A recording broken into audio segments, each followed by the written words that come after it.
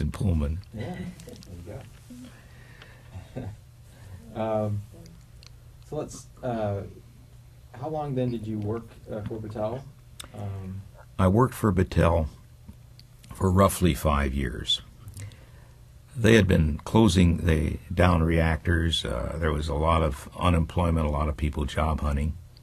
Not I. But I had another problem. And that problem was with one of my children who needed special medical care and dental care. I like small towns.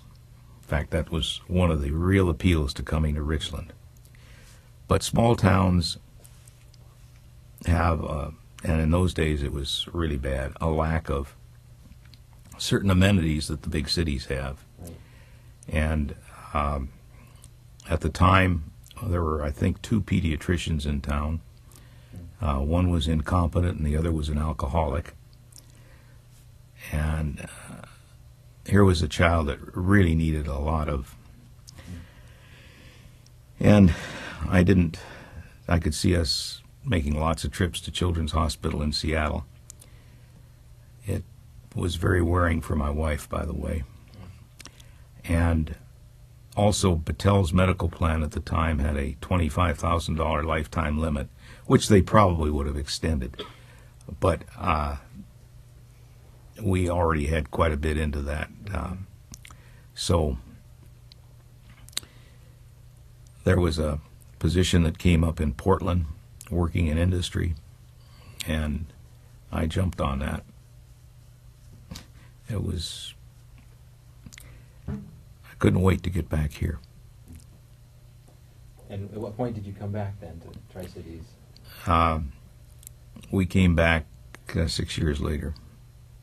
So it would have been, what year? About 78. 78. Okay. And did you come back working at Battelle? Or? I came back to Battelle. And what sort of position? As staff scientist and Harold Larson's staff assistant. And how long did you, at that point then, remain with Battelle? Well, that's an interesting question. I say it's interesting because I got involved in, I don't know how, but by chance, something I'd always wanted to do, and that was to get involved with the transuranium and uranium registries. And I was doing that, and I was also another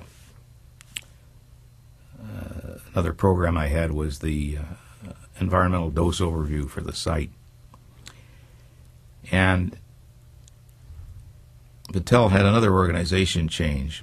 I used to joke that Battelle had an organization change, a major change in every other year, and a minor change in every month that didn't have an R in it. So they had this change, and Harold got lost the department, and there's a consolidation and so on, and the new department manager was not really a very good manager, and I think he wanted to get rid of all of the people he had inherited from Harold, I being one of them, and I'm on his staff. So that wasn't going the greatest, and working for the registries, that's a different contractor. That's the medical contractor, medical records, and they, for obvious reasons, did not want the medical records removed from their building. There are privacy questions. Even in those days, there were serious privacy concerns. And he basically ordered me to stop going over there and bring the things I needed back. Couldn't do it. So I wandered into the president of the Hanford Environmental Health Foundation and basically said, you're paying Battelle so much a year for my time, and I think I was half-time. It's It might have been only 40%. I said, how would you like me full-time for the same money? And how are you going to do that? I said, well, I'll just come over here. I'll just transfer over here. And I did. I worked out a what they call a termination for transfer. So I kept my seniority and so on and went over there. And that was great. That was really outstanding. Maybe you want to explain what you mean, what the uranium registry, trans-uranium registries are. Okay, how many hours do we have? Yeah. I guess. Back in the late '60s. Well, let me start this way. Plutonium is an anthropogenic element. It's man-made, if I can use the politically incorrect terminology that everybody still understands. And so our experience with it has come from the Manhattan District largely. It's a highly radiotoxic element, but there's no animal data except for what was done in the Manhattan District. But animals aren't humans, and you need human data, human information.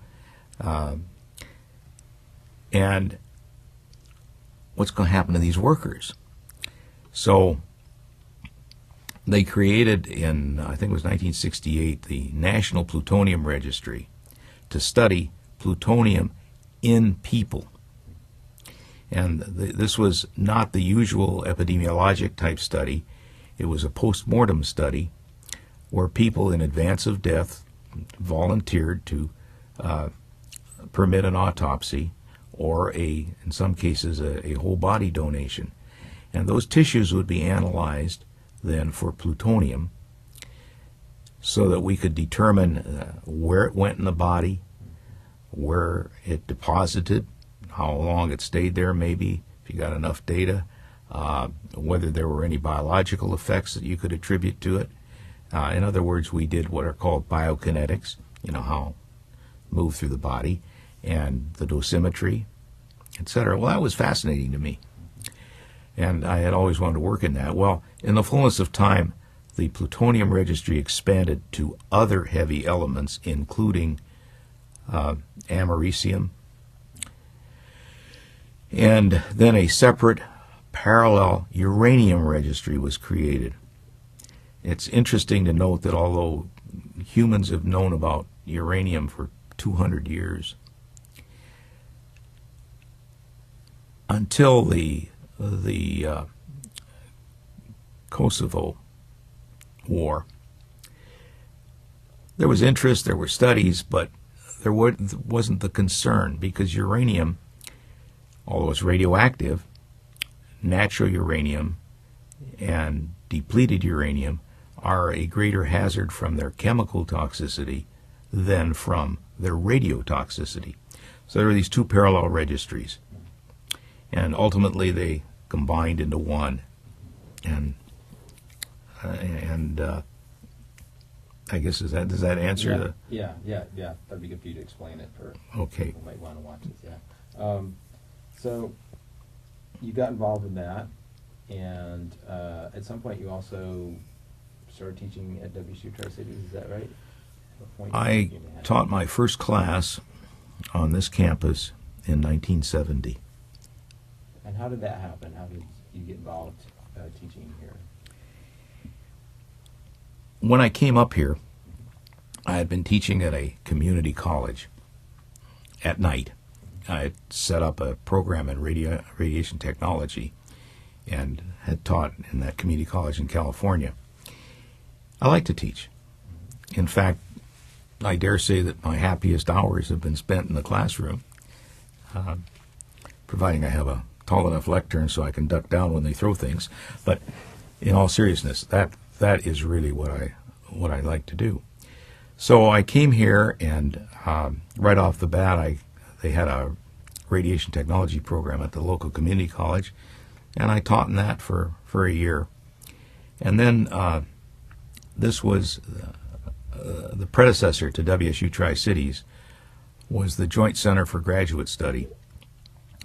and I offered to teach a refresher course for individuals who were going to be sitting for the health physics certification exam. There's a board certification exam.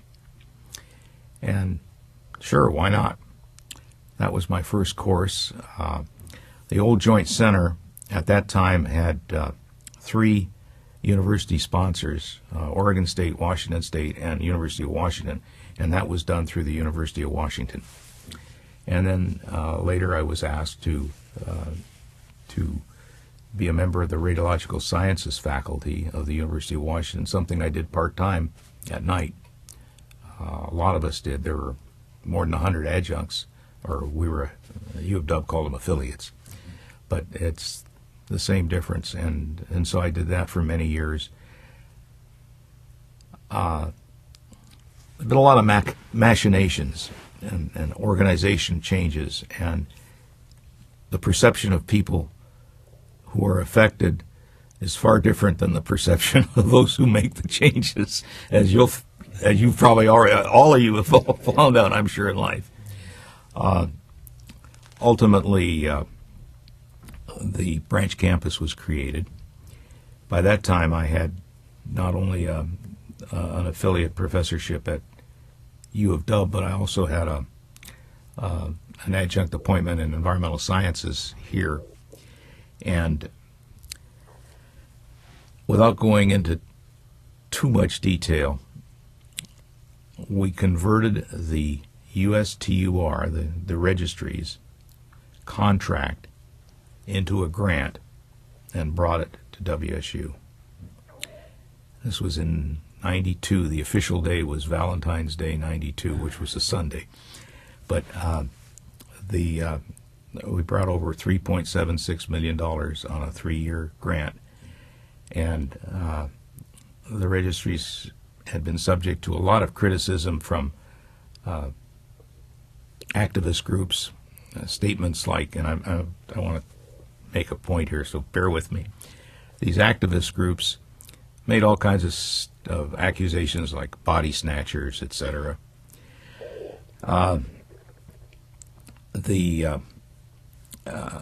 There's one person in particular, a newspaper reporter, and she was just gung-ho. This was a time of real ferment and a lot of anti-nuclear activity.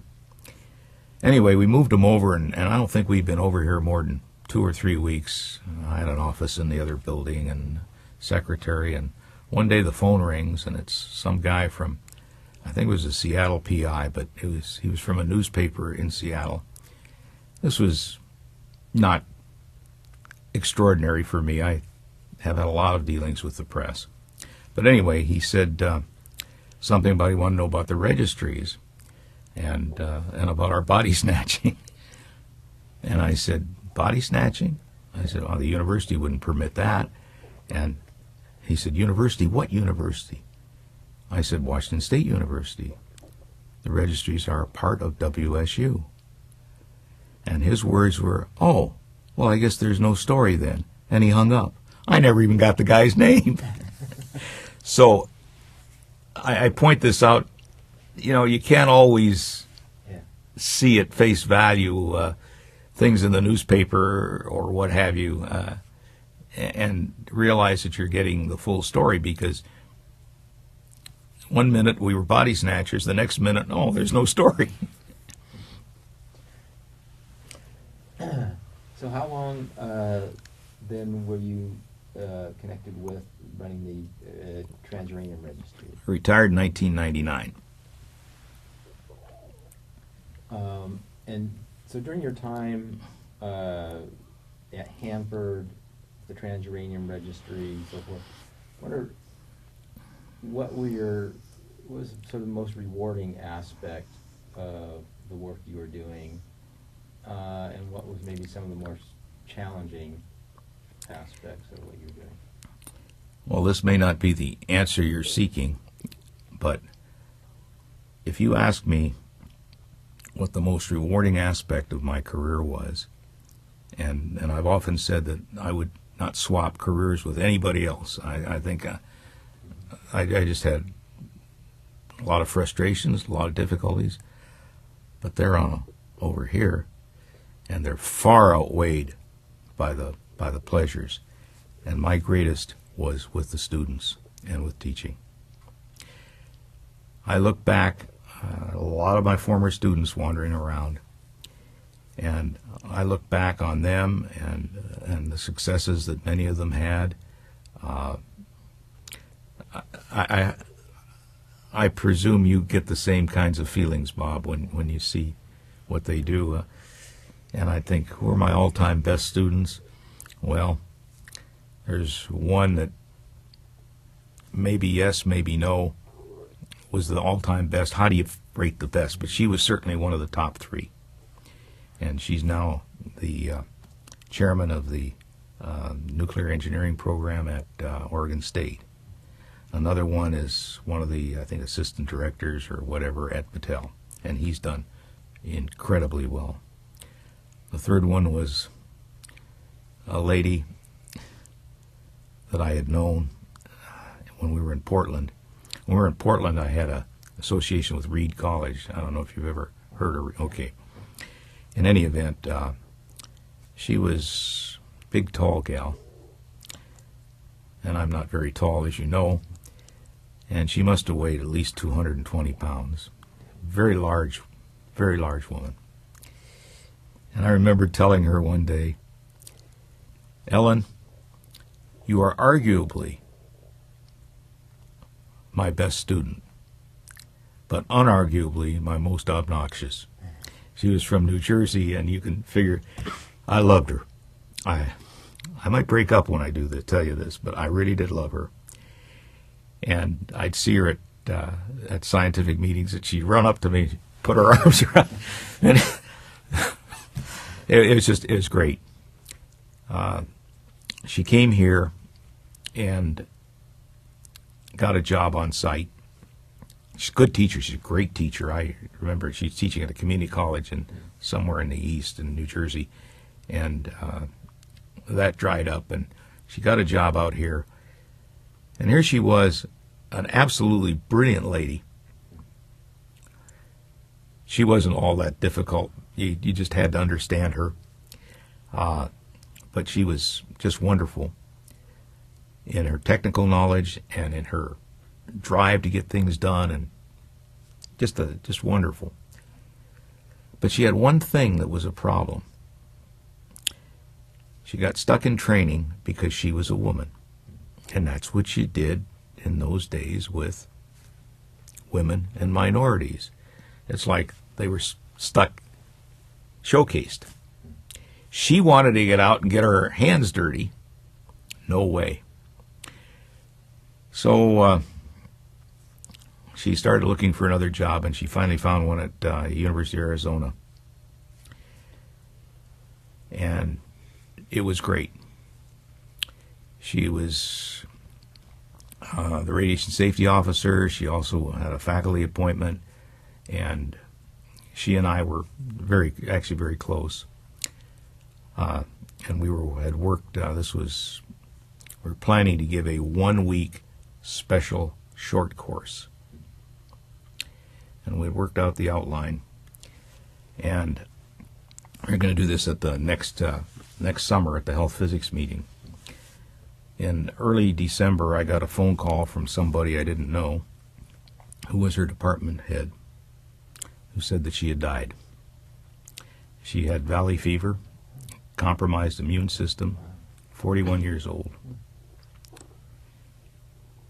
And what she knew she was dying, she told him when she died to please call her mother and me. Dad was dead. That's the kind of thing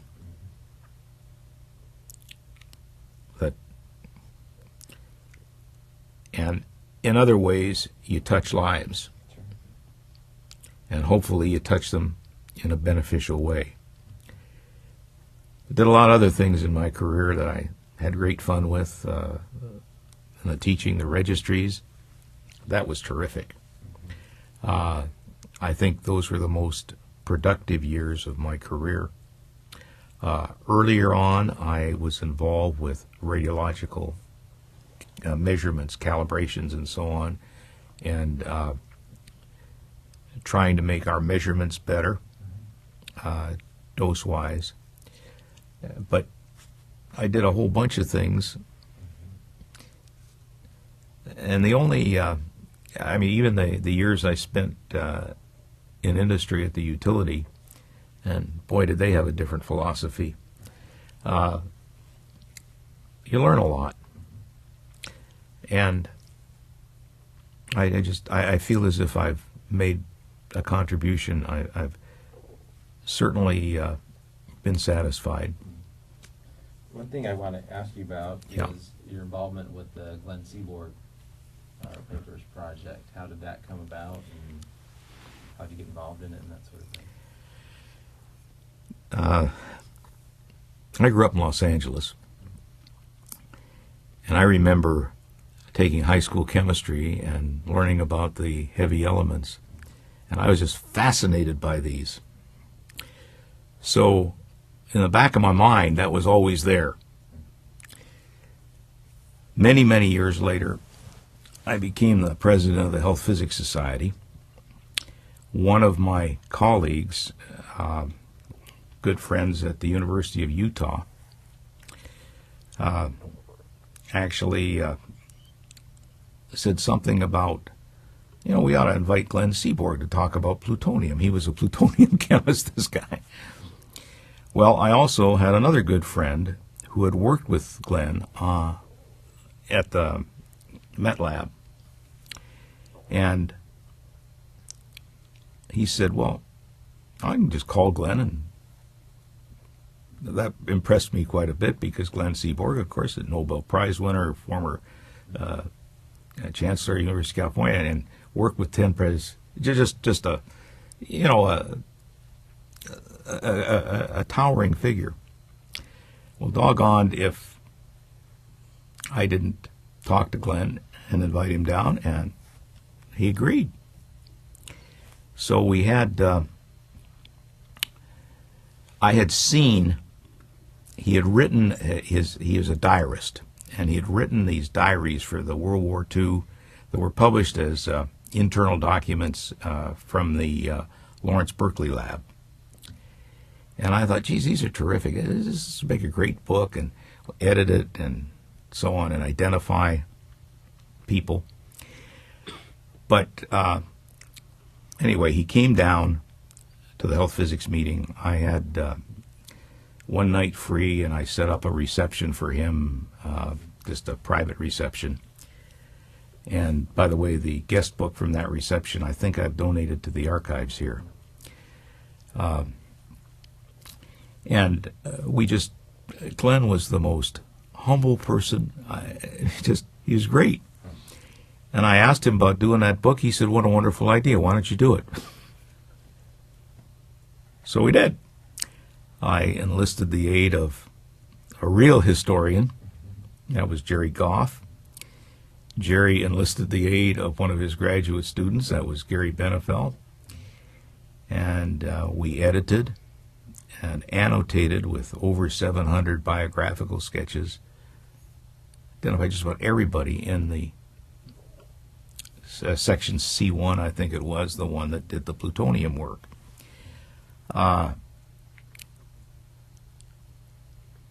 Glenn gave it the title. I said, what do you think we ought to call this? He said, well, the plutonium story, of course. But he was great, and we had a lot of interfaces after that. I also wanted to, there's another thing he wrote that I was planning on doing something similar with, but unfortunately Glenn died before that could be done. Does that answer that? Yeah, it does. One quick thing about Seaborg. He came to the meeting, this annual meeting of the Health Physics Society. I haven't met him yet. And he's standing on in one of the lecture rooms, and he's up on the dais, and I'm with this friend of mine who, had worked with him. And he walks in. We walk in, and Glenn looks up, And my friend says, "Hi, Glenn." And Glenn looks at him, and hi, my first name, and it was just, he's just one of the guys. I've never met anybody. I've met, in my day, I've known 3 Nobel Prize winners. They're all different. One quick story about another one. I was at a meeting in San Francisco, and I was doing some work on carbon. And I asked this individual, we were chatting on something about carbon. She said, "I got a big file on it. Why don't you give me your card? I'll send you the paper on that." Okay. So I gave the individual my card, and about 10 days after the meeting, I got a package in the mail. I guess, the entire file on radiocarbon had been put in there, including a paper that I myself had written. It was apparently, unlike Glenn, it was just, well, I'll just send him everything and get him off my back. Glenn would have sat down and, well, let's see, what is it you want and how can we best accommodate you? So when was it that you first met him? When was it? Oh gosh, I was society president, I think 89 or 90, somewhere around there. Okay. And so you were very actively involved in the Health Physics Society. How long have you been involved in Health Physics Society? Since 1960. I'm a life member, so they can't get rid of me yet. And then I wonder if you'd like to talk a little bit about the Parker Foundation, explain what that is and how that came about. Herb Parker was an interesting person. He was a medical physicist initially, and he was from England, Manchester. Happens my grandmother was from Manchester, but that's neither here nor there. And Herb, in the 1930s, developed, along with a physician radiologist named Ralston Patterson, a technique for doing radium dosimetry. Radium was the only radioactive material, and it was widely used, particularly for uterine and cervical cancers. And doing the dosimetry, you have to calculate the doses based on the shapes, if they're a needle or some other geometry. Calculations can be very difficult, but it's important to know the doses, obviously, because you're destroying a cancer, hopefully. And the Patterson-Parker techniques evolved from that. Herb came here in the 1930s, and he went to Seattle, late 1930s, to work on what were then called supervoltage X-rays, very high-energy X-rays. And, of course, now we have a lot of high-energy stuff, which is useful at treating cancers, certain cancers, more useful than radium.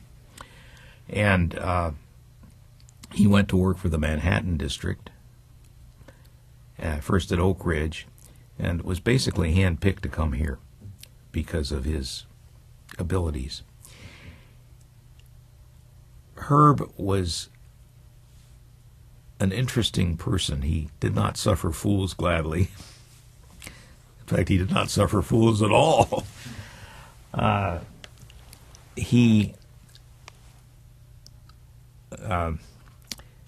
did a lot of things. He was the first. There was actually a unit. In the old days, all we had was a unit based on air ionization called the Röntgen. And that worked for X and gamma rays, but it didn't work for other things, particularly neutrons and beta rays. And Herb really came up with the concept of absorbed energy, not ionization in air. And he created a unit that enjoyed a short lifespan, a quantity. The quantity was energy absorbed in matter. The unit was, he called it the rep, for Röntgen equivalent physical, and it also got the name of the Parker. If you look at an old McGraw-Hill dictionary of science and technology, you'll see the Parker in there. And that later evolved into a more useful kind of thing. It didn't change the basic concept, but he did that. So, and he set up the program here, which was remarkable because we had no real experience with plutonium, zero. So to shorten that up, Herb was actually the head of the Hanford Laboratories. Under General Electric, the Hanford Laboratories were a research group, and they were world famous. When Battelle came in, the Hanford Laboratories ceased to exist. Herb was retained as a consultant to Battelle, and ultimately he passed away, I think in 83 or thereabouts. Bill Baer, who you're going to interview, I'm sure, was had worked closely with Herb. Bill is a radiation biologist, and he was then, I think, manager of the biology department, or maybe the whole life sciences center at the time. But anyway, he got Battelle and the Parker family to kick some dollars in and start a Parker Foundation, the idea being to give a lecture, public lecture, once a year. And it has since now evolved in it's a separate nonprofit but tied to WSU. We turned over all our assets to WSU because Battelle had lost interest in supporting him, which is understandable. I'm not faulting Battelle for this. They were very generous when they started it. And we promote education, give a couple of scholarships out of the endowment, and still try to have that lecture. That lecture was to honor some scientist and to promote public understanding. And we also are interested in history, and so this should interest you most as an historian. The Parker Foundation will be supporting the Rask collection, or maybe not dollar-wise in any large amount, but that's one of their things. So, and you should come to one of our meetings, Bob. So is there any topic we haven't touched on yet in terms of either your work with Battelle, the Transuranium Registry, anything along those lines that you would like to discuss, anything important to discuss at this point?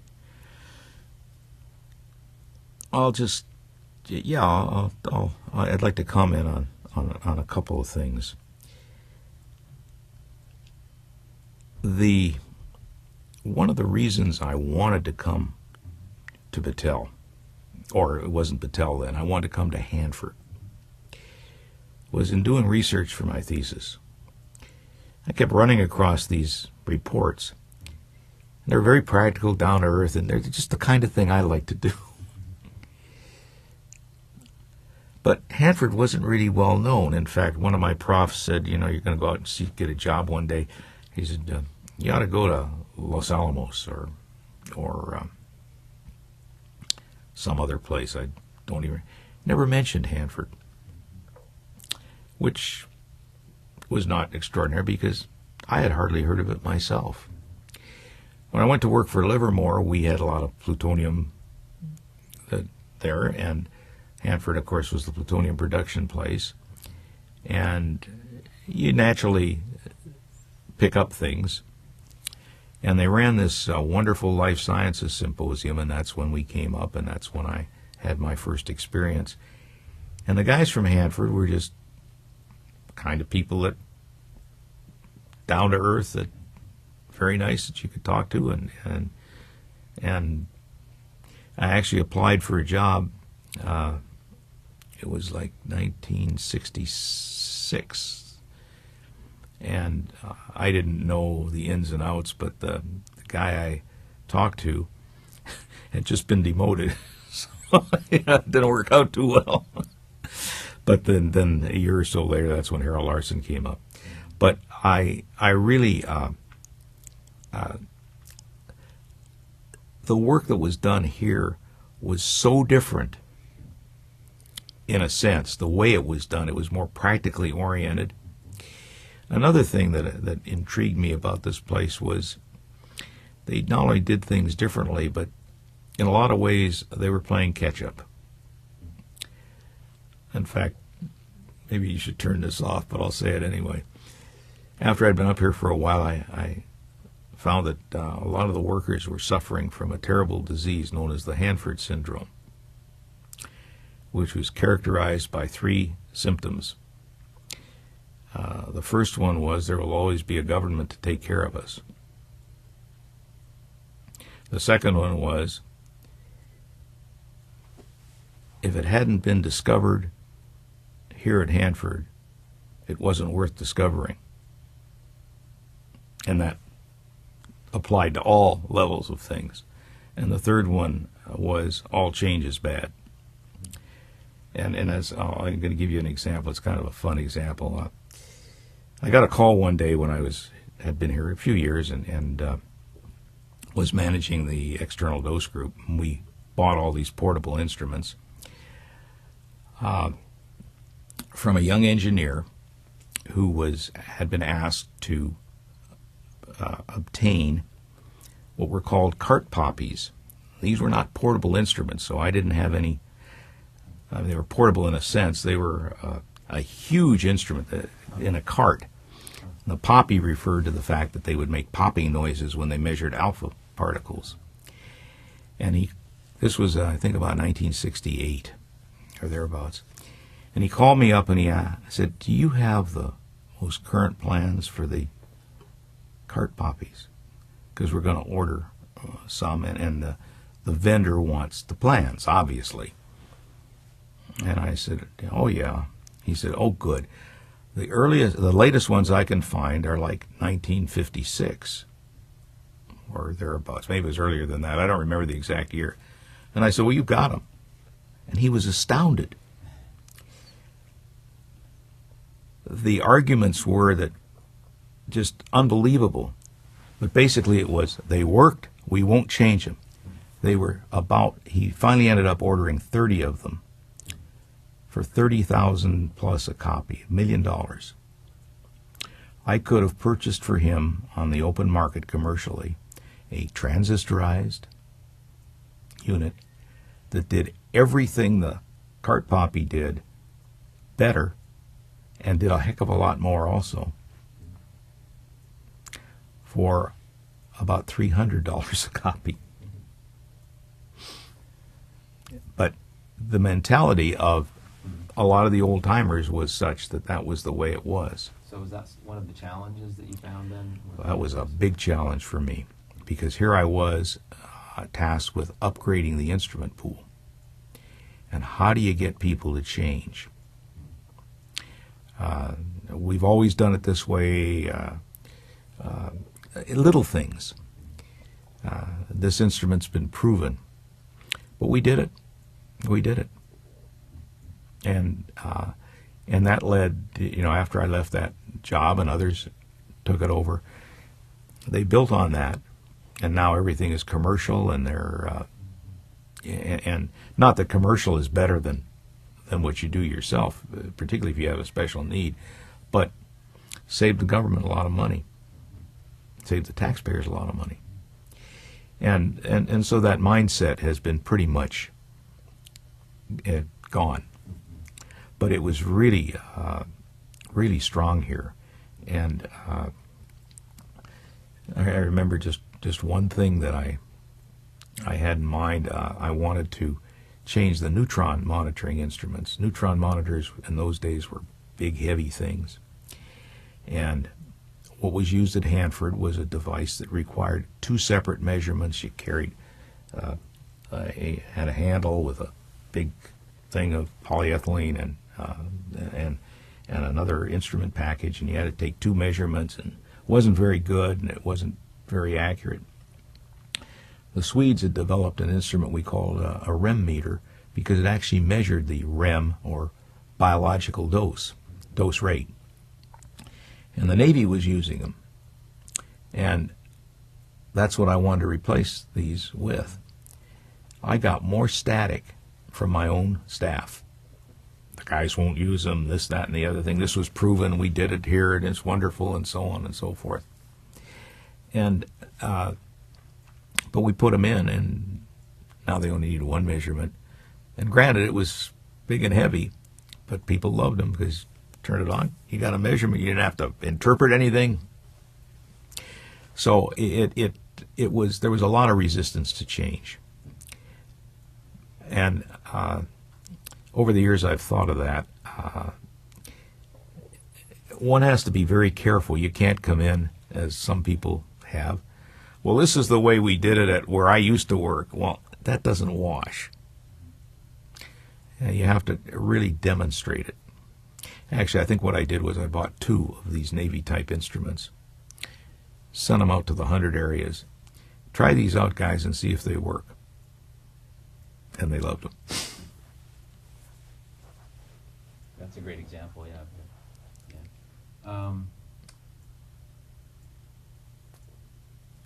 One of the things, obviously, that happened is the site at some point shifted from focus on production Yeah. to focus on cleanup. Yeah. That impact you in any ways your work at all, or not really? Not really, because I was working at the registries and on other projects that didn't involve cleanup. Although Mount St. Helens, do you have a few minutes? Really? The Mount St. Helens eruption was something else. It happened on a Sunday. Actually, when it happened, I was in the bathroom. I think it was in the morning, and I got up late Sunday morning, and I think I was brushing my teeth, actually, when I heard this tremendous bang. And I thought, geez, my wife must have dropped something in the kitchen. So I yelled out to her, and she said, oh, no, it's that sonic boom. We had a neighborhood event, and everybody was potluck. And as a couple hours later, we were walking to the neighborhood event. It was getting dark. There was stuff falling out. If you want some ash, I can give you some ash. But it's very, very interesting. And this will show you my relationship to Harold Larson, too. We learned what had happened. Well, some Battelle scientist talked to a newspaper, I think the Washington Post it may have been, but he talked to a newspaper in the East, and he said that Mount St. Helens had released more radioactivity than the Hiroshima and Nagasaki bombs. Just natural radioactivity, which was not correct. Incidentally, that morning, there's a lot of dust and so on, and fallout. A lot of interesting things about that you never hear. The fallout, the lighter pieces carried further, but the fallout at the Yakima airport was very thick and heavy. They had to clear the runways, or runway, I guess. And one of the ideas proposed was to use an electromagnet because the fallout contained so much iron that you could actually pick it up with a magnet. There were a lot of other things. There was also a guy who the following day got on the horn. He was driving to work, and he had picked up some ash, and when he got out to the 100 areas where he worked, I guess he stuck it on a counter and came up with the idea that it was loaded with radium. Just loaded with radium.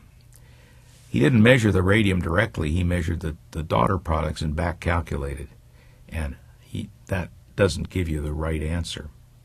He called one of the radio stations to tell all the people coming to work to to roll up the windows in their cars. I mean, this is the guy. Even scientists screw up, Well, in any event, that and the statement of that other scientist about more radioactivity led to a lot of concern, and the President of the United States was coming to Portland, I think, to give a campaign speech. and that was Jimmy Carter, by the way. Harold Larson came into my office and said, I want you to call DOE right away. The Air Force One has some questions. Now, that's pretty big, because I'm just a little town guy, you know, I mean, really. And I told him that there were errors made in the calculation, and that there was not a huge amount of radioactivity. We had actually pulled some of our environmental monitoring samples, and they just showed the normal amount. And the soil is exactly the same as the soil around here, the concentration of radium, as was in the Mount St. Helens eruption. I mean, it was just... so these people panicked. But anyway, I got to get my ore in, and there's my claim to fame that's never been documented, except on this tape, if you keep it in. Yeah. All right. Well, that's probably a good place to end. Okay, I'm sorry. You know, you get me wound up. No, that's a great story. I love it. Oh, there's a lot more to that. Let me just quickly give you another piece of it. The guy that had made this pronouncement of all this radioactivity compounded the thing by saying that it was all due to radon. From the decay of radium, radon gas that had built up and created a lot of pressure and caused the explosion. That's just an impossible or very extremely unlikely scenario.